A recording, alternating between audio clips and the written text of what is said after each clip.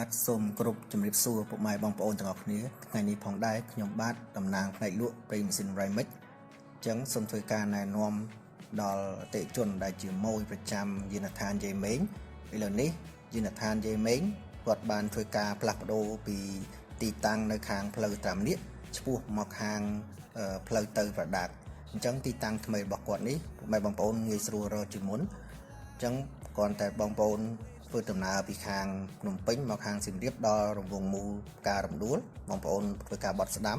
ឆ្ពោះទៅខាងផ្លូវទៅប្រដាកអញ្ចឹងពីរង្វង់មូលផ្ការរំដួលមកបងប្អូនជិះត្រង់រហូតដល់រង្វង់មូលព្រៃគុយអញ្ចឹងជិះហួសរង្វង់មូលព្រៃគុយមកប្រហែលជា100ម៉ែត្របងប្អូនក្លែកមើលខាងឆ្វេងដៃឃើញផ្លាក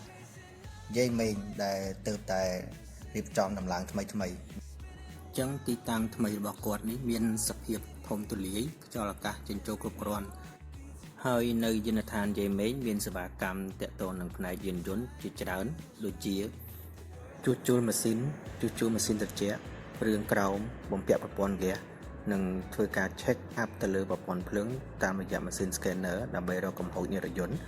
ហើយក៏មានការផ្លាស់ប្ដូរប្រេងម៉ាស៊ីនប្រេងប្រអប់លេខប្រេងប៉ុងប្រេងបូមចង្កូតប្រេងហ្វ្រាំងទឹកស្អំនិងប្រេងសារជាតិជាមួយផ្សេងៗទៅលើរថយន្ត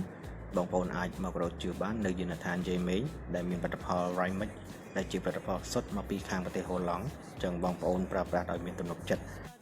បាទអញ្ចឹងបើសិនជាបងប្អូនមានតម្រូវការឬក៏មានចម្ងល់បន្ថែមទាក់ទងនឹងបញ្ហាយានយន្តរបស់បងប្អូន